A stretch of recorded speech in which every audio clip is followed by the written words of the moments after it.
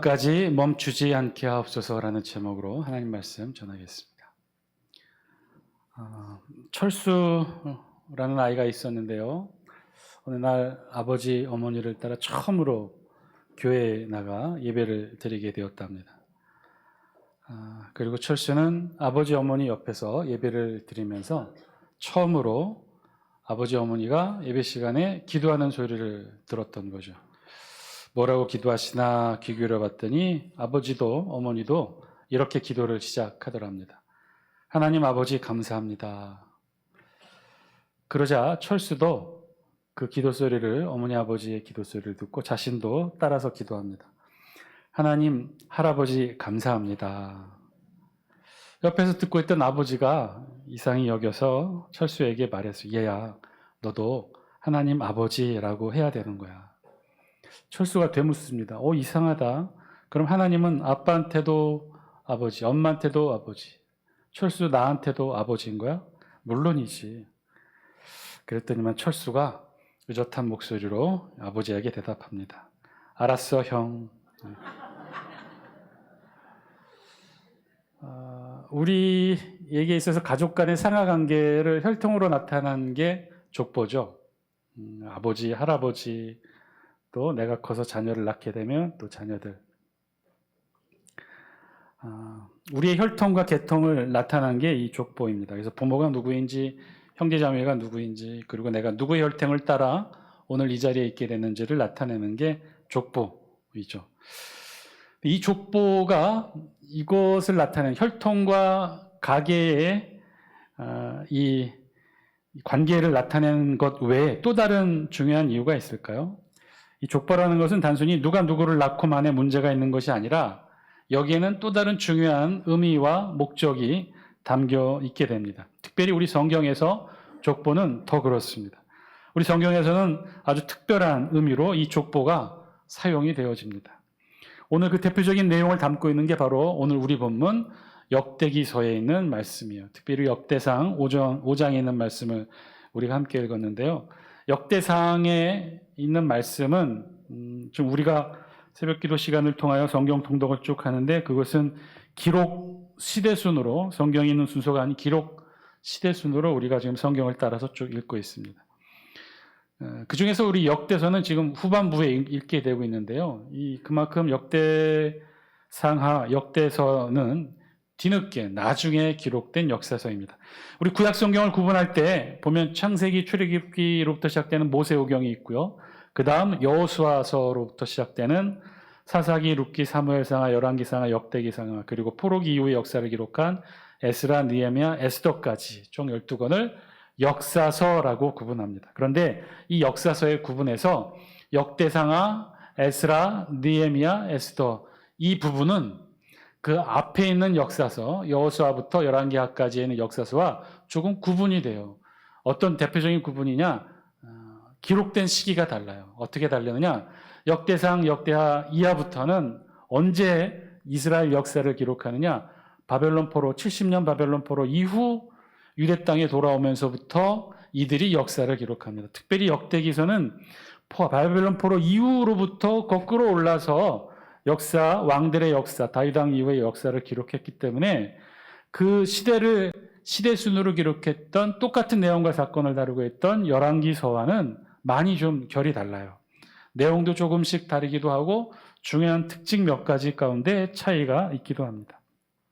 그러니까 이 역대기서의 기록 시점이 철저히 포로기 이후에 기록되었기 때문에 남북 이스라엘 왕조의 역사를 보는 관점이 조금 달랐다는 거죠. 철저히 바벨론 포로기 이후 남북 이스라엘의 역사를 바라보았기 때문에 그 앞에 기록된 열왕기서의 역사적 관점과는 많이 차이가 있다는 것입니다. 그 대표적인 차이 중에 하나가 바로 오늘 우리가 함께 읽었던 역대상 5장에 기록되어 있는 이 족보의 내용이에요. 우리 역대기서는요, 특이하게도 그 역사의 시작을 무엇으로부터 시작하느냐? 족보 이야기로부터 시작합니다. 우리 역대상 1장 1절에서 4절 말씀, 우리 영상을 통해 같이 한번 읽어볼까요? 시작. 아담, 셋, 에노스, 게난, 마할랄렐, 야렛, 에녹, 무두셀라, 라멕, 노아, 셈, 함과 야벳은 조상들이라. 역대상의 1장 1절은 바로 아담 세대면서 족보로부터 시작되는 거죠. 아담의 족보로부터 역대기서는 기록되어 있습니다. 그러면 똑같은 내용과 똑같은 시기를 다루고 있는 열왕기서의 기록은 어떨까요? 열왕기상 1장 1절은 이렇게 시작합니다. 1장 1절 같이 함께 했습니다. 시작. 다윗 왕이 나이가 많아 늙으니 이불을 덮어도 따뜻하지 아니한지라. 족보가 아니죠. 족보가 아니에요. 열왕기상 1장 1절은 저렇게 다윗 왕 노년의 시대부터 다윗 왕 시대부터 쭉 기록합니다. 그래서 열왕기상 1장에 기록된 내용은 다윗 왕 이후부터 그 역사를 기록해요. 사무엘 상하부터 시작된 왕정의 시작을 계속 이어서 다윗 왕, 솔로몬 왕, 그리고 여로보암 왕으로부터 분열된 남북의 역사를 시간 순서대로 기록하죠. 그게 열왕기서의 기록이에요. 반면에 오늘 우리 본문 역대기상의 말씀은 전혀 다른 족보의 기록으로부터 역사를 시작합니다. 이유는 열왕기서에 기록되어 있는 내용과 역대기서에 있는 기록된 내용이 역사를 보는 관점이 달랐기 때문이에요. 역대기서의 역사의 관점은 철저히 포로기 이후 후대에 기록된 시점으로 바라본다는 것이죠.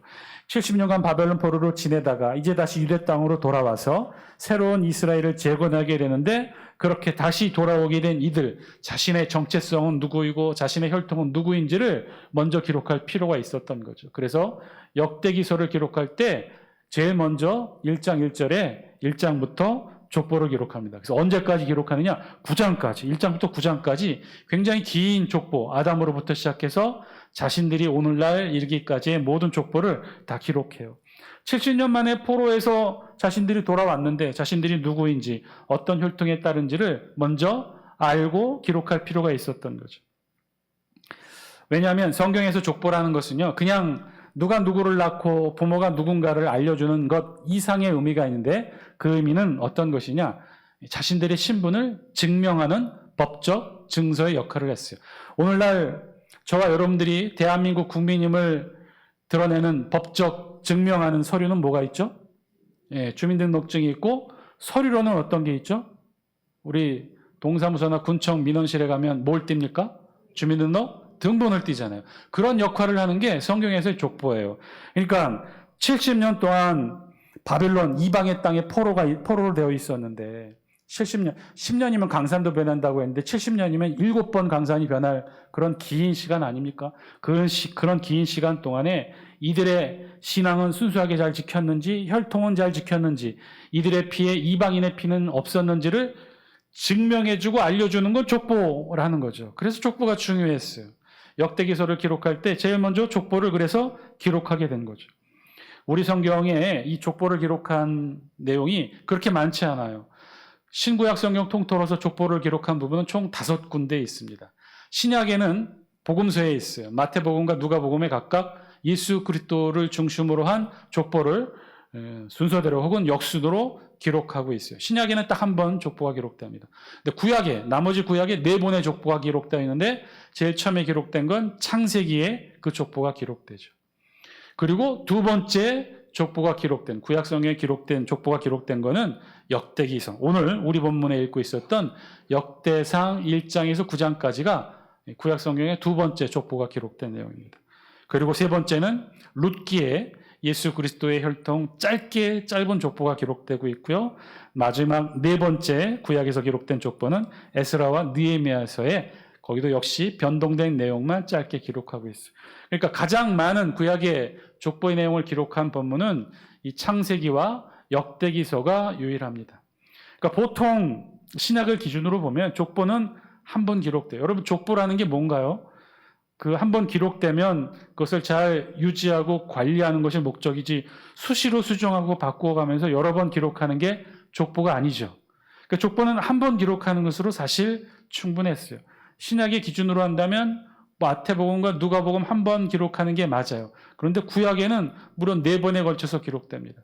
창세기에 기록하는 것이 당연한데 창세기에만 기록한 것이 아니라 역대기서, 룻기, 에스라, 느헤미야서에 각각 여러 번 기록하죠. 그럼 무엇 때문에 이렇게 여러 번 기록할까요? 이유는 달라졌기 때문에. 어떻게 달라졌을까요? 긴 시간 역사의 격변기를 거치면서 달라졌다는 거예요. 어떻게 달라졌느냐? 바벨론 70년 사건이 있었고 그 사건을 전후로 어떻게 그 혈통이 변화되었는가를 우리 성경의 역대기서부터 그 족보의 변화로 기록했다는 거죠. 그래서 크게는 창세기 한번 기록된 족보가 이제 이후 역대기서, 룻기, 에스라, 느헤미야에 걸쳐서 3번 반복 변화된 기록을 기록하게 됩니다. 자, 그럼 달라졌기 때문에 이렇게 여러 번 기록했는데 그럼 무엇이 어떻게 달라졌느냐? 그 달라진 내용 중에 한 부분을 오늘 우리 성경 역대상 5장에 기록합니다. 우리 5장 1절 말씀 영상을 통해 같이 함께 읽습니다. 시작. 이스라엘의 장자 르우벤의 아들들은 이러하니라. 르우벤은 장자라도 그의 아버지의 침상을 더럽혔으므로 장자의 명분이 이스라엘의 아들 요셉의 자손에게로 돌아가서 족보의 장자의 명분대로 기록되지 못하였느니라. 아멘. 오늘 5장 1절 말씀을 자세히 보시면 이스라엘의 장자 르우벤의 아들들은 이러하니라 하면서 르우벤 지파의 후손들의 족보를 이제 쭉 기록하게 될 것이라는 서두를 기록하고, 그런데 바로 르우벤 후손들을 기록하는 것이 아니라 괄호하고 일종의 지문같이 삽입 내용을 기록하고 있죠. 이곳에 특별히 괄호를 하고 따로 그 내용을 기록하고 있다는, 일종의 설명을 위한 지문이 기록되어 있다는 거예요. 이스라엘의 장자 르우벤의 아들들은 이러하니라 하면서 르우벤의 아들들을 기록해야 되는데 그렇게 기록하지 못하고 여기에 따로 설명이 추가되어 있다는 거죠. 뭐라고 기록하고 있느냐? 우리 뭐라고 되어 있느냐? 르우벤은 장자라도 뭐라고 되어 있어요? 그 아버지의 침상을 더럽혔다. 즉 르우벤이 죄를 지었다는 거예요. 근데 어떤 죄를 지었느냐? 아버지의 침상을 더럽혔다. 아버지의 침상을 더럽혔다는 건 히브리어의 완곡한 표현으로 적법하지 못한 동침을 했다라는 뜻이에요. 그러니까 르우벤은 적법하지 못한 동침, 즉 아버지의 아내, 정확하게는 서모 비라와 통간을 합니다. 르우벤의 아버지는 야곱인데요. 야곱에게는 우리가 잘 아는 대로 2명의 정실 아내와 2명의 첩이 있었어요. 우리 가계도를 보시면 여러분 야곱이 사랑한 아내는 누구였죠? 저 4번째 기록되어 있는 라헬이었습니다. 야곱이 사랑한 여인은 라헬. 그래서 야곱이 라헬과 결혼하고 싶어서 열심히 외삼촌 밑에서 일을 했는데 외삼촌의 속임수로 결국 첫날 밤 신혼방엔 누가 들어온 거예요? 라헬의 언니 레아가 들어온 거죠. 이거 지금 나만 알고 있는 내용인가요? 야곱이 원래는 외삼촌 라반의 딸 라헬의 마음이 들어서 열심히 일을 해서 라헬과 결혼하기 원했는데 이 라반이 속임수를 썼죠. 첫날 밤에 라헬이라고 해놓고 레아를 집어넣었어요. 그래서 야곱은 어쩔 수 없이 첫 번째 아내를 누구로 삼았느냐? 레아와 결혼합니다. 그래서 낳은 자식이 총 6명. 그 중에 장자 첫 번째가 누구예요? 르우벤이었다는 거예요. 르우벤. 자, 그리고 나서 라헬과 결혼하고 그리고 나서 사이에 레아의 여종 실바와 라헬의 여종 비라, 그래서 토합 2명의 정실 부인과 2명의 첩, 그래서 4명의 여인과 결혼합니다. 자, 그런데 르우벤이 누구와 통간했다는 거예요? 비라와 통간을 했다는 거예요. 아버지 아내와 통간을 했다는 거예요. 그래서 죄를 지었다는 것이죠. 자, 그래서 1절 말씀 다시 한 번만 읽겠습니다. 1절 시작.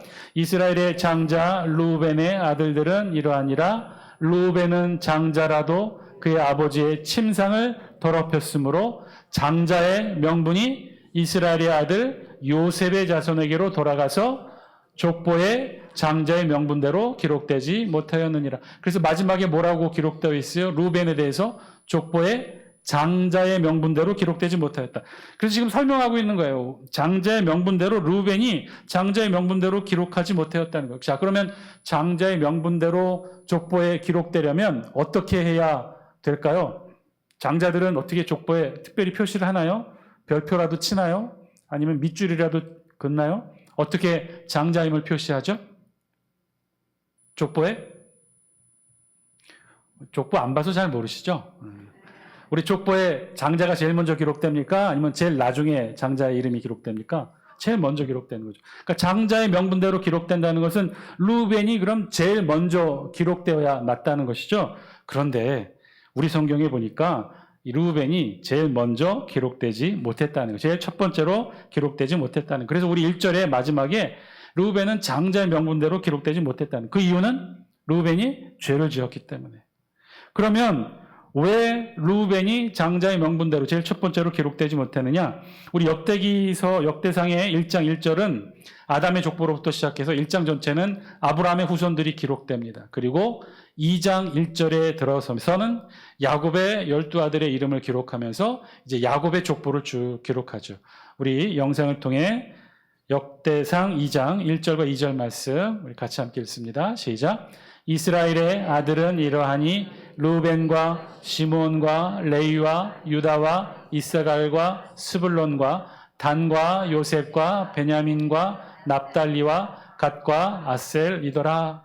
그래서 이 역대상 2장 1절부터는요, 야곱의 12아들을 쭉 기록하고, 이제부터는 이 12아들의 후손들을 쭉 기록하겠다, 그것이죠. 자, 그러면 12아들을 기록하고, 이제부터 야곱의 후손들을 기록해야 되는데, 그럼 제일 먼저 누구의 후손부터 기록해야 돼요?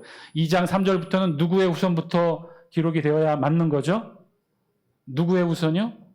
르우벤부터 기록돼야 맞잖아요. 르우벤이 장자니까. 그런데 르우벤이 어디에 기록됐다는 거예요?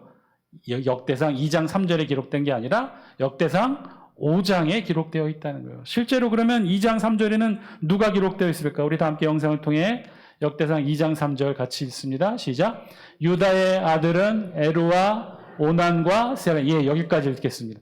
지금 2장 3절부터 누구 자손이 기록되는 거예요?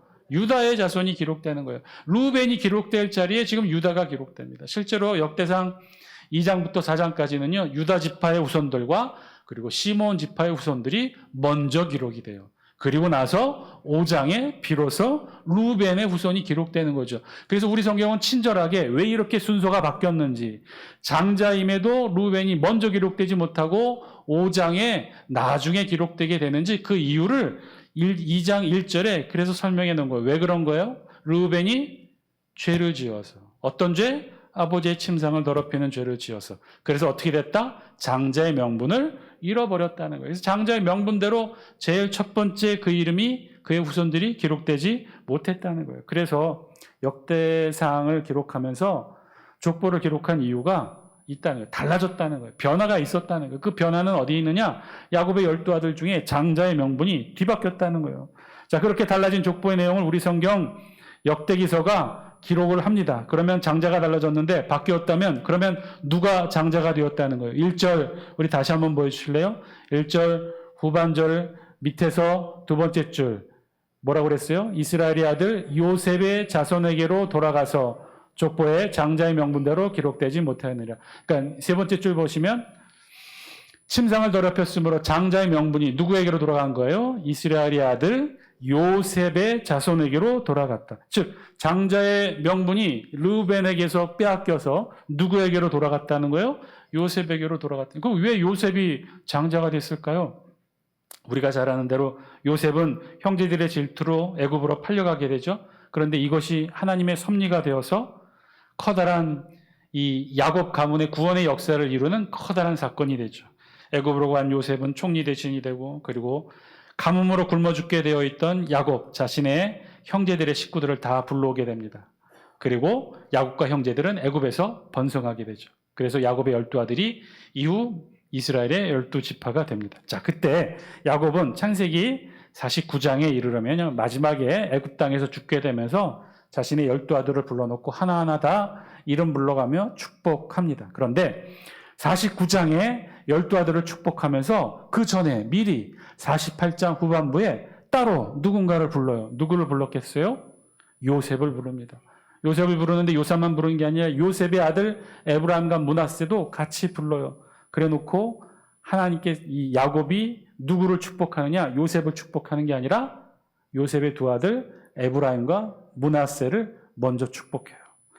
우리 다 함께 창세기 48장 5절 말씀 영상을 통해 같이 함께 읽습니다. 시작.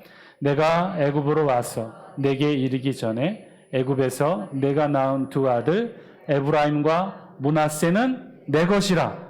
르우벤과 시므온처럼 내 것이 될 것이요. 뭐라고 그랬어요 지금? 야곱이 자신의 아들 요셉의 두 아들 에브라임 므낫세, 야곱으로 보면 손자죠. 에브라임과 므낫세를 어떻게 한다는 거예요? 내 것이라는 거예요.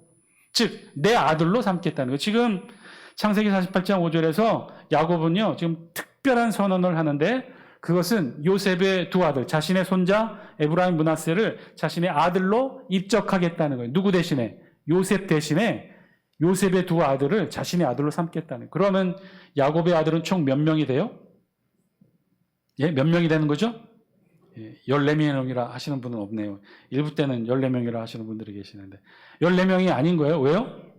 요셉을 빼고 요셉 대신에 에브라임 므낫세 두 아들을 자신의 아들로 삼았기 때문에 총 13명이 됩니다. 그러면 이스라엘은 총 몇 지파가 되는 거예요? 13지파가 돼요. 예, 제가 그렇게 강조를 하는데 이스라엘은 몇 지파라고요? 예, 13지파입니다. 12지파가 아닙니다. 13지파요. 그 왜 그렇게 됐느냐? 요셉 대신에 요셉의 두 아들을 야곱이 자신의 아들로 삼았어요. 왜 그랬을까요? 이제 야곱이 죽게 돼요. 그러면 야곱의 재산을 아들들에게 n분의 1로 나눠주죠. 그러면 12분의 1로 나눴을까요? 13분의 1로 나눴을까요? 13분의 1로 나눈 거죠. 에브라임 므낫세도 각각 야곱의 아들로 야곱의 아들들이 주는 1의 몫을 받았어요. 그래서 결과적으로 보니까 에브라임과 므낫세는 요셉의 아들이었단 말이에요. 그럼 요셉은 결국 몇 몫을 얻게 된 거예요? 2몫을 얻게 된 거예요. 유대법의 장자는 족보에서 가장 먼저 이름이 기록될 뿐만 아니라 장자는 아버지의 유산을 2몫을 상속받습니다. 자, 그러면 지금 아버지의 유산을 2몫을 상속받은 실질적인 장자는 누구예요? 요셉인 거죠. 요셉. 우리 성경 역대상 5장 1절은 지금 그 내용을 설명한 거예요. 명목상 장자는 루벤인데 죄를 지어서 명분을 잃어버렸고 그 명분이 누구에게로 온 거예요? 요셉에게로 왔다는 거예요. 자, 그래서 요셉이 두 몫을 받게 되었고 요셉이 명목상의 장자가 되었다는 거죠. 그런데 우리 성경은 그러면 역대상 2장 3절부터는 그럼 누가 기록되어야 되는 거예요? 누구의 후손이 기록되어야 되는 거예요? 요셉의 후손이. 요셉의 후손은 에브라임과 므낫세니까 에브라임 지파의 후손들과 므낫세 지파의 후손들이 2장 3절부터 쭉 기록되어야 되는데, 그런데 누가 기록되어 있어요? 우리가 읽어봤지만 2장 3절부터는 어느 지파가 기록된 거예요? 예, 유다 지파가 기록되어 있잖아요. 예, 유다 지파. 제가 지금 쉬운 내용을 너무 어렵게 설명하고 있는 건가요? 왜 유다 지파가 2장 3절부터 기록되었는지, 왜 유다 지파가 장자 루벤 자리에 그 후손들이 기록되어 있는지 그 이유를 우리 성경이 오늘 말하고 있는 거예요. 그럼 왜 그랬을까? 왜 유다 지파였을까요? 루벤이 아니라 요셉이 아니라 에브라임 므낫세가 아니라 왜 유다 지파가 2장 3절부터 기록되었을까? 그 내용을 오늘 우리 성경 본문 역대상 5장 2절은 이렇게 설명합니다. 우리 2절 영상을 통해 같이 함께 읽습니다. 시작. 유다는 형제보다 뛰어나고 주권자가 유다에게서 났으나 장자의 명분은 요셉에게 있느니라.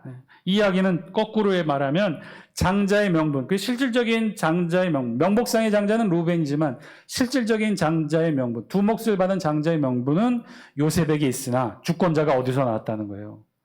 유다에게서 나왔다는 거예요. 주권자라 함은 신약시대에 오실 메시아 예수 그리스도. 예수 그리스도가 어느 혈통을 따라 오신 거예요?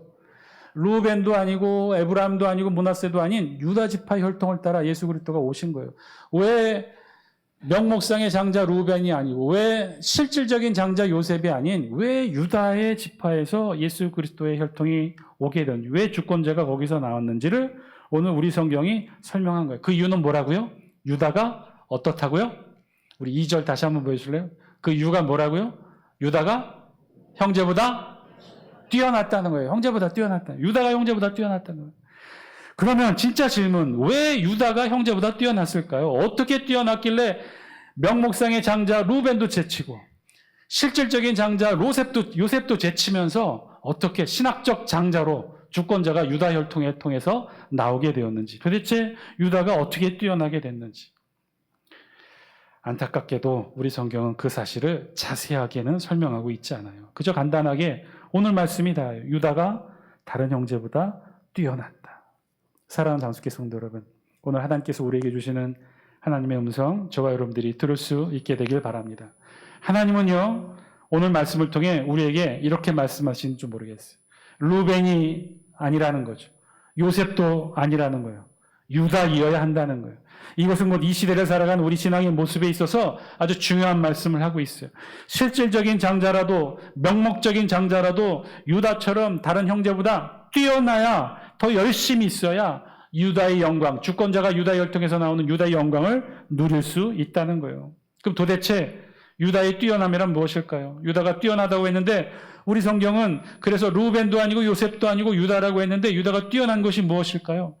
그런데 사실 우리 성경 그 어디를 찾아보아도 유다가 루벤보다 뛰어나고 에브라임 므낫세보다 뛰어나다는 그 어떤 기록 내용도 찾을 수가 없어요. 유다가 어떤 일을 했어요? 유다가 어떤 업적을 이루었습니까? 없어요. 그 어디에도 유다가 이룬 업적이나 뛰어남은 없어요. 오직 단 하나, 유다가 한 것이 있다면 오직 그것은 단 하나, 어떤 거예요? 끝까지 마지막까지 유대의 혈통을 지키고 신앙을 지킨 이들은 바로 누구였다는 거예요? 유다 지파였다는 거예요. 남유다가 멸망하기까지, 그리고 멸망 이후 바벨론 포로 70년의 시간까지 끝까지 참고 기다리면서 자신의 신앙과 혈통을 지킨 이들은 누구였다는 거예요? 야곱의 그 많은 아들들, 10세 아들들 중에 누가 유일하게 이 신앙과 혈통을 지켰다는 거예요? 유다만이 지켰다는 거예요. 그래서 마지막 유다 땅에 70년 바벨론 포로 이후 유다 땅에 들어오게 된 이유, 들어오게 된 사람들, 그들은 누구였어요? 유다예요. 유다의 후손들이 그 일을 했단 말이에요.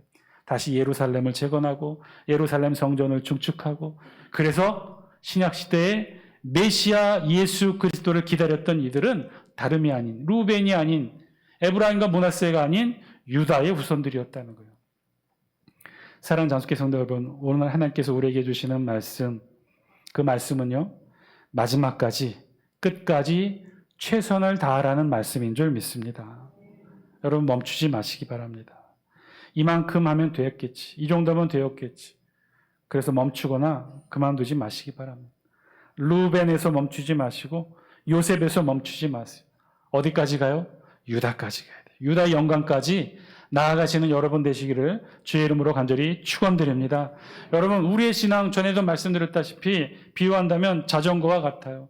여러분, 자전거가 어떻습니까? 자전거는 페달을 멈추면 쓰러져요. 넘어지게 되어 있어요.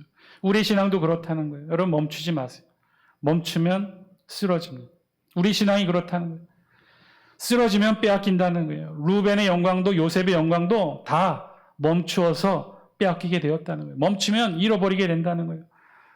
더 중요한 것은 멈추면요, 나만 멈추는 것이 아니라 어떤 일이 있느냐, 우리 뒤에 따라오는 수많은 신앙의 후배들의 길도 막게 된다는 거예요. 여러분, 우리는 좋든 싫든 잘났든 못났든 우리 뒤를 이어오는 이들의 신앙의 선배가 됩니다. 여러분, 선배와 후배의 차이가 뭔지 아셔요? 선배는 앞을 보지만 후배는 누구를 봐요? 선배의 등을 봅니다. 우리의 뒷모습을 봅니다. 우리의 뒷모습이 아직도 신앙의 열정과 노력으로 땀에 젖어 있는 모습을 보게 될런지, 아니면 그냥 바닥에 널브러져 주저앉고 있는 모습을 보게 되는지, 우리 뒤따라오는 신앙의 후배들은 다 여러분들의 뒷모습을 보게 된다는 거예요. 사랑하는 장수교 성도 여러분, 멈추지 마시기 바랍니다.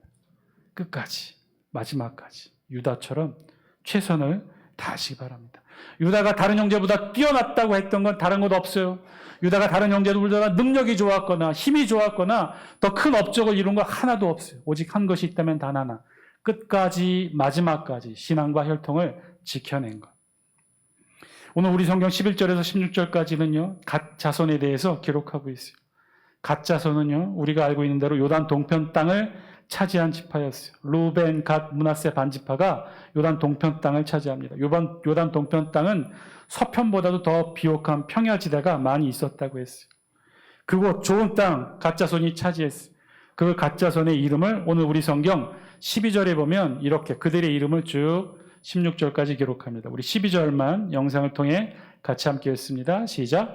우두머리는 요엘이요, 다음은 사밤이요, 또 야네와 바산의 산 사밭이요. 이름을 요엘이라고 했죠. 우두머리의 이름이 요엘이라고 그랬어요. 갓 자손의 우두머리의 이름이 요엘. 요엘의 뜻은 여호와는 그의 하나님이라는 뜻이랍니다. 갓 자손의 처음 지도자의 이름이 그랬다는 거죠. 여호와는 그의 하나님. 멋있고 신앙적인 이름이죠. 그런데 이 이름들이 족보를 쭉 보다 보면 점점 변해가요. 12절 끝에 나오는 이름은 사밧이라는 이름입니다. 사밧. 사밧의 뜻은 심판자라는 뜻이에요. 14절에 보면 아비하일이라는 이름이 나오는데 그 뜻은 내붙이는 전능자라는 뜻입니다. 그러니까 이름만 보더라도 여호와 그의 하나님이라는 거룩한 이름에서 심판자, 내붙이는 전능자, 급기야 인본주의 절정에 달하는 이름으로 이들이 변해가요. 이름이 변해간 것처럼 이들의 신앙도 변해갔어요. 처음에는 신앙적으로 담대했고 신앙적으로 좋은 신앙을 지켰지만 시간이 흐르면서 이들은 타락의 길로 향합니다. 풍요로운 바산의 땅에서 평안하고 풍족하게 지내다가 마음이 교만해져서 하나님을 떠나요. 그러다가 심판받습니다. 어떤 심판을 받아요? 북이스라엘이 아수르에 멸망할 때 뿔뿔이 각각 흩어지게 되고 이들은 결국 흩어진 지역에서 신앙과 혈통을 지켜내지 못했어요. 사랑하는 장숙기 성도 여러분, 멈추지 마시기 바랍니다. 특히 평안하다고, 할만하다고, 오래되었다고, 익숙하게 되었다고 절대 마음 놓지 마세요. 루벤도 마음 놓았다가 요셉도 마음 놓았다가 다 멈추는 바람에 유다의 영광을 빼앗겨버린 것 아닙니까? 루벤도 요셉도 결국은 유다의 영광 차지하지 못했어요. 오직 유다가 유다되고 신학적인 장자가 되고 유다에서 주권자가 나오고 예수 그리스도가 나오게 되고 영광을 누리게 되었던 유다된 단 하나의 이유, 그건 다른 것 아니었어요. 포기하지 않고 자만하지 않고 끝까지 마지막까지 멈추지 않고 신앙의 길을 걸을 때 유다가 유다의 영광을 누리게 된 줄 믿습니다. 여러분 멈추지 마시기 바랍니다. 주저앉지도 마시고 마지막까지 충성하시고 헌신하시고 봉사하시고 전도하시고 기도하시기 바랍니다. 말씀 붙드시기 바랍니다. 그리고 여러분 꼭 기억하세요. 여러분 등의 모습을 누군가 지켜보고 있다는 거예요. 우리의 자녀들이, 우리의 신앙의 후배들이, 장숙의 많은 신앙의 어린 친구들이 여러분들을 지켜보고 있다는 거예요. 그들 앞에, 하나님 앞에 부끄럽지 않는 신앙의 모습으로 멈추지 않고 끝까지 나아가시는 여러분 되시기를 주의 이름으로 간절히 축원드립니다. 기도드리겠습니다.